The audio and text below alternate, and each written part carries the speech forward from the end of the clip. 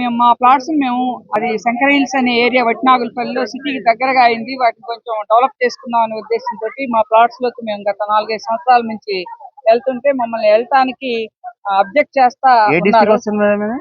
District ఏది madam? Financial district mandal madam? Gandipet Rangareddy district financial district న్యూగా form అయిన ఏరియాని కవర్ అవుతుంది. గండిపేట మండల్ రంగారెడ్డి డిస్ట్రిక్ట్.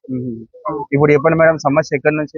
సమస్య ఎక్కడంటే 1983లో 28 మంది పట్టాదారులు ఒరిజినల్ పట్టాదారులు 460 ఎకరాలకి 3328 ప్లాట్లుగా లేఅవుట్ చేసి పంచాయత్ అప్రూవల్ తీసుకొని త్రూ జీపీఏ ద్వారా రంగారెడ్డి అని జీపీఏ అండి, ఆయన ద్వారా అమ్మటం జరిగింది. 83 నుంచి 86 లోపల ప్లాట్స్ అన్ని అమ్మేశారు. అప్పటి నుంచి మేము పొజిషన్ లో ఉన్నాం. 89లో అసోసియేషన్ ఫామ్ అయ్యి వెల్ఫేర్ అసోసియేషన్ దాని వాచ్ అండ్ వార్డ్ అంతా చూస్తా ఉంది. మేము రెగ్యులర్ గా మెయింటెనెన్స్ పే చేస్తా ఉన్నాం. అయితే ఇప్పుడు వాల్యూ వచ్చింది, అక్కడ సిటీకి కూడా దగ్గర అయింది, ప్రాక్సిమిటీ పెరిగింది కాబట్టి డెవలప్ చేసుకుందాం అని మెంబర్స్ అందరం వెళ్తా ఉంటే ఈలోగా మాకు తెలిసి వచ్చిన విషయం ఏంటంటే అక్కడ ల్యాండ్ కబ్జాదారులు జైహింద్ రెడ్డి, ఎల్వి సుబ్బారెడ్డి, ఇంకా వేరే కంపెనీలు శ్రీనిధి, ఇంకా ఏదో మీరు అందులో ఉండగానే మళ్ళీ వేరే వాళ్ళు కబ్జా చేశారా మేడం? ఓపెన్ ప్లేస్ మేడం లేదండి, మేము పొజిషన్ లో ఉన్నాము. ఈ ప్లాట్లుగా రికార్డ్ లో ప్లాట్స్ గా కన్వర్ట్ అయి ఉంది. ప్లాట్స్ గా రిజిస్ట్రేషన్ జరుగుతున్నాయి. 83 నుంచి సెకండ్ సేల్, థర్డ్ సేల్స్ అన్ని కూడా 3300 ప్లాట్స్ గాను 8700 ప్లాట్స్ రిజిస్ట్రేషన్ జరిగింది. సేమ్ ప్లాట్స్ ఒక ఛానల్ లో ప్లాట్స్ ఇలా రిజిస్టర్ అవుతా ఉంది. అవి ప్లాట్స్ గా డిమార్కెట్ అయి ఉన్నాయి. మాకు తెలియకుండా ఒరిజినల్ ఓనర్స్ దాని ఎకరాల్లో అమ్మటం జరిగింది. జైహింద్ రెడ్డి అనే అతను అంటే ఇప్పుడు ఫస్ట్ ప్లాట్లు వేసేసి తర్వాత అగ్రికల్చర్ గా మార్చరా అలా అమ్మారు. అది అమ్మటం కూడా ఎట్లా అంటే 97లో డాక్యుమెంట్ ప్రజెంట్ చేస్తే అగ్రికల్చర్ ల్యాండ్ గా రిజిస్ట్రేషన్ కి అది 2002లో రిజిస్టర్ చేశారు. మరి 5 సంవత్సరాలు ఎందుకు ఆపారు అని మేము ఆర్టీఐ యాక్ట్ కింద అడిగిన రిజిస్టర్ వాళ్ళు మా దగ్గర రికార్డ్ ఏమి లేదన్నారు. మాకు ఇవ్వట్లేదు. రెండోది చాలా దీంట్లో ఎంత అమానుషం అంటే ల్యాండ్ గ్రాబర్స్ పట్టు ఎంత దారుణంగా ఉందంటే మా అమ్మిన జీపీఏ కాపీలు 2 ఉన్నాయి, 53, 47 of 83 అని. ఈ 2 కాపీలు మేము సర్టిఫైడ్ కాపీ అడిగినా కూడా ఇవ్వరు. గవర్నమెంట్ నిర్లక్ష్యంగా ఉంటాం కాదు, గవర్నమెంట్ ల్యాండ్ గ్రాబర్స్ కొమ్ము కాస్తా ఉంది. వాళ్ళు మాకు ఇవ్వటం లేదని మేము కంప్లైంట్ చేసినా కూడా దాని మీద ఏం యాక్షన్ తీసుకోవట్లేదు. మేము లోకాయుక్ట్ లో కూడా కంప్లైంట్ ఫైల్ చేసాం ఇలా ఇవ్వటం లేదని. అట్నే సిఐడి దగ్గర కూడా కంప్లైంట్ చేసాం. ఎవరు కూడా ఉన్నదాన్ని బేస్ చేసుకుని రిపోర్ట్ ఇస్తామంటున్నారు తప్పితే వాళ్ళ అఫెన్స్ అక్కడ జరిగింది అని అక్కడ ఎవరిని ఫిక్స్ చేయటం లేదు. అక్కడ ఎవరు కారణమో వాళ్ళని. ఇప్పుడు ఎన్ని సంవత్సరాల నుంచి జరుగుతుంది మేడం? ఇప్పుడు మీరు ఎన్ని సంవత్సరాలు అవుతుంది? ఇప్పుడు 96 నుంచి మేము కోర్టులో స్టేట్మెంట్ ఏమొచ్చింది మేడం? ఇప్పుడు ఫైనాలిటీ ఏమి రాలేదు. 96 నుంచి మేము గత టీడీపీ ప్రభుత్వం నుంచి మళ్ళీ కాంగ్రెస్ ప్రభుత్వం వచ్చేదాకా అది అట్లా జరుగుతానే ఉంది. అంటే ఇందులో కూడా మీకు ఎప్పుడు న్యాయం జరగలేదు, ఎక్కడ న్యాయం జరగలేదు. మరి ఇక్కడ న్యాయం జరగడానికి గతంలో కేసీఆర్ గారు అందరికి న్యాయం చేస్తామన్నారు, ఇప్పుడు రేవంత్ రెడ్డి గారు వచ్చి చేస్తామన్నారు. మరి ఈ రేవంత్ రెడ్డి గారు అంటే ఇప్పుడు నిన్న మొన్న 2-3 నెలలు అవుతుంది అంటే అంతకు ముందు గత 9 ఏళ్ళు మన సీఎం గారు ఉన్నారు, అప్పుడు గిట్ట ఎలాంటి న్యాయం జరగలేదు. న్యాయం చేయకపోగా మిగతా ల్యాండ్ అంతా అరుణ్ పిల్లే పేరు మీద, ఫినిక్స్ వాళ్ళ పేరు మీద, శ్రీనిధి వాళ్ళ పేరు మీద ఎవరెవరో మా ల్యాండ్ మీద వాళ్ళు బిజినెస్ చేశారండి. ఎంఎన్సీ కంపెనీలకి అంతా అమ్మారు. ఏ విధంగానంటే ఈ రోజు రిజిస్ట్రేషన్ చేస్తాం 10 కోట్లు ఎకరా, 5 కోట్లు రిజిస్ట్రేషన్ అప్పుడు ఇవ్వండి, రిమైనింగ్ 5 కోట్లు పొజిషన్ ఇచ్చినప్పుడు ఇస్తామని చెప్పి ఆ కండిషన్ తోటి ఎంఎన్సీస్ కి 100 ఎకరాలు అమ్మారు. ఇప్పుడు పొజిషన్ ఇవ్వటం కోసం వాళ్ళకి మమ్మల్ని బయటికి దోసేయాలని అందరూ గ్రాబర్స్ కుమ్మక్కై అక్కడ గజం ఎంత ఉంది మేడం? ఇప్పుడు ఈ రేటు ఆ రేటు కాదు, ఇప్పుడు లిటిగేషన్ లో ఉంది కాబట్టి మేము చెప్పలేము. మా అడ్జసెంట్ గజం 2.5 లక్షల నుంచి 3 లక్షల వరకు అమ్ముతుందని నాకు తెలిసింది. అందుకోసానికి అక్కడికి కదలలేకపోతున్నారని అర్థమవుతుంది. అంటే ఇప్పుడు మీరు లాయర్ అయ్యి అక్కడ గెలవలేకపోతున్నారు. గెలవలేక కాదు, నిలబడలేకపోతున్నారు. నన్ను చంపేస్తానని బెదిరించాడు జైహింద్ రెడ్డి పోలీసు. అంటే మొన్న 2 లాయర్లను చంపేసినట్టు చేస్తారని భయపడుతురా మేడం?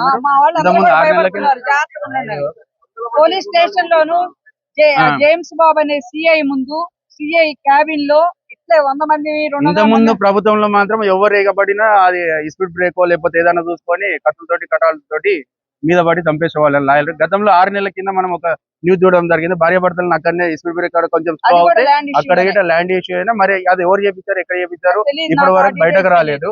మళ్ళీ అందులో ఇంకోటి కీసర మండల ఎంఆర్ఓ కూడా అలా చిల్లరపల్లిలో చంపేయడం జరిగింది ఉరేసుకుండానే. మొల్దారం ఇప్పుడు జైల్లోకి పోతే మొల్దారం గిట్ట తీసేస్తారు. మరి అది ఎట్లా ఉరేశారు? అంటే అది గిట్ట లేదు. ఇప్పుడు కాదండి ఇలాంటికి లాయర్లు గిట్ట భయపడుతున్నారు అంటే అదే సమాచారం మాకు అర్థం. కాదండి ముందు మాకున్న రైట్స్ ప్రొటెక్ట్ చేసుకోవడానికి ఇక్కడ ఒక వ్యవస్థ అనుకూలంగా లేదు. ఫస్ట్ ఆఫ్ ఆల్ మమ్మల్ని 200 మంది వచ్చి అర్ధరాత్రి పాటు మా రాళ్ళన్ని పగలగొట్టారు. అవును. పొద్దున్నే అర్ధరాత్రి వెళ్ళాం, అర్ధరాత్రి పాటు గోడలు కడుతుంటే ఆపడానికి వెళ్ళాం.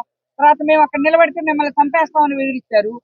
వండర్ ఏంటంటే ఒక ఒక సినిమా డైరెక్టర్ చూస్తే ఆ విలనిజం ఎలా పెట్టాలో అర్థమైంది. అలా పెడతారు. ఒక ఆడవాళ్ళని ఫుటేజ్ ఉన్నాయా మేడం అక్కడ? ఉన్నాయి, ఫోటోస్ వీడియోస్ అన్ని ఉన్నాయి. ఎస్సీ ఆడవాళ్ళని తీసుకొస్తారు, హ్యాండ్ బ్యాగ్స్ తగిలించుకొని వస్తారు, సుత్తులు పెట్టుకొని వస్తారు. అందులో వచ్చి మేమేం మాట్లాడటానికి లేదు, లేడీస్ మీరు మగవాళ్ళు ఉంటారు, మా లేడీస్ అందరూ అక్కడ ఉండలేరు కదా. అవును. వీళ్ళు వచ్చి ఆడవాళ్ళు మీరు ఎందుకు వచ్చారమ్మా అని అంటే ఎస్సీ కేసు, అవుట్లేజింగ్ మోడస్టీ కేసులు పెట్టడానికి రెడీ ఇదేదో ఉన్నారు. కృష్ణరాజు సీన్ ఉంది కదా, ఆ. కొజ్జోలు వేషం వేసుకొని ఈ పంత వాళ్ళు కొట్టినట్టు అదేనా మేడం? మేమేం చేయలేకపోయాం అనమాట. వాళ్ళందరూ వచ్చినప్పుడు సైలెంట్ గా కూర్చున్నారు. వీళ్ళందరూ జైల్లోకి వెళ్ళలేం కదా, అందరూ 80 ఏళ్ళు 70 ఏళ్ళు 90 ఏళ్ళు వాళ్ళు ఉన్నారు. అందుకని మమ్మల్ని ఎన్ని రకాలుగా ఇబ్బంది పెట్టాలో అన్ని రకాలుగా పెడతా ఉన్నారండి. అసలు ఆ వీడియోస్ చూస్తే మీకు ఇంట్లో అర్థమైంది. ఇంకెవరన్నా అడ్వకేట్లు ఉన్నారా మేడం? ఒక్కతే ఉన్నారు, ఉందా? ఇక్కడ లేరు కానీ ప్లాట్ ఓనర్స్ అడ్వకేట్స్ ఉన్నారు, హైకోర్టు జడ్జెస్ కూడా ఉన్నారు,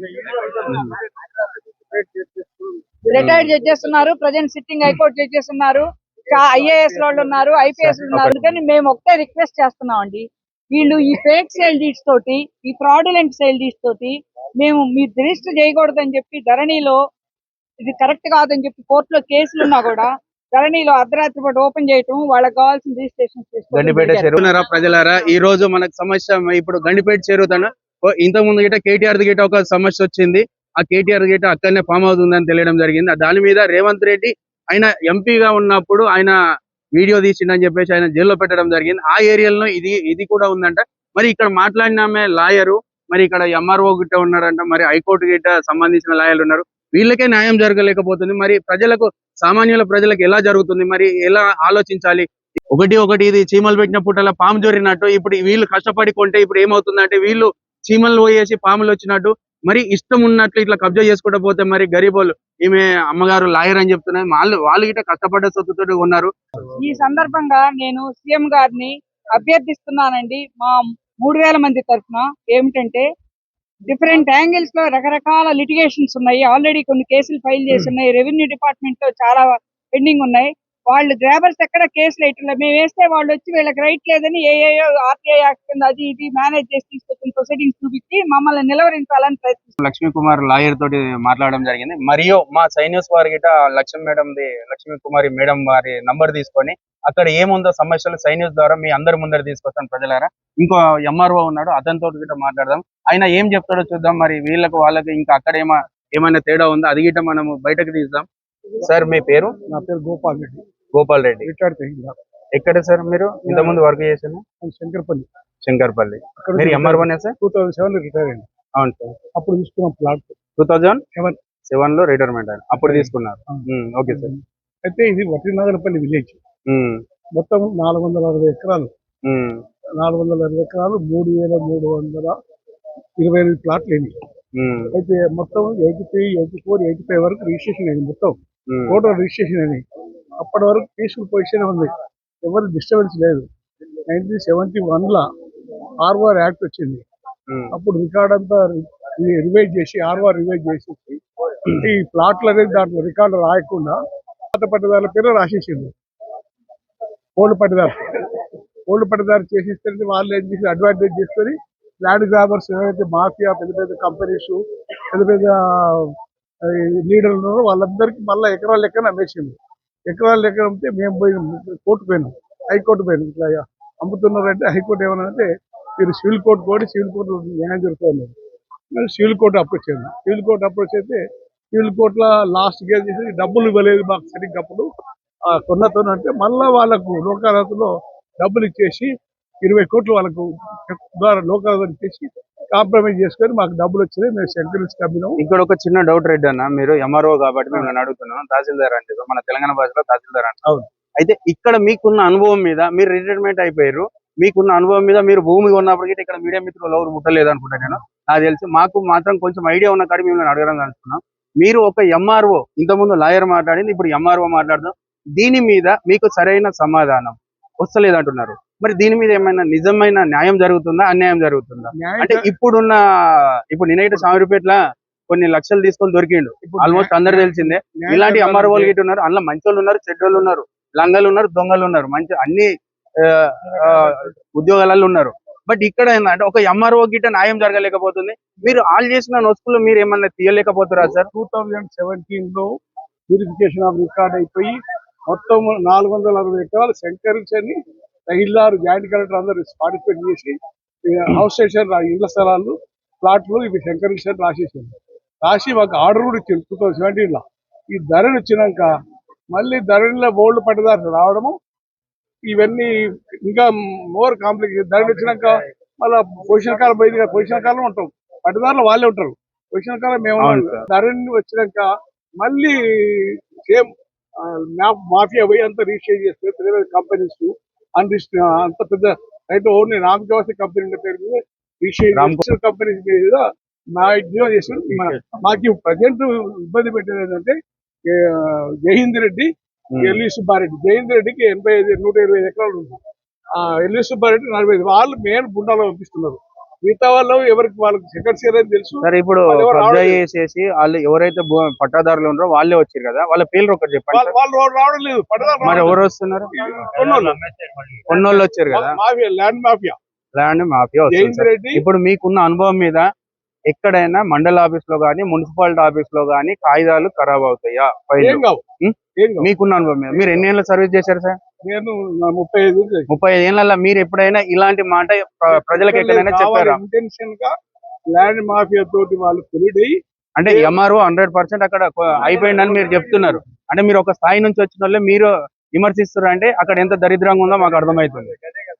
అది అయితే ఇప్పుడు ఏంటంటే సీఎం గారిని రిక్వెస్ట్ చేసేది ఏంటంటే ధరణి రికార్డును ఏవైతే ధరణి కంటే ముందు మా పొజిషన్ కాలం ఉంది కదా, ఆ రికార్డు మనకు అప్డేట్ చేస్తే మా ప్రాబ్లం సాల్వ్ అవుతుంది.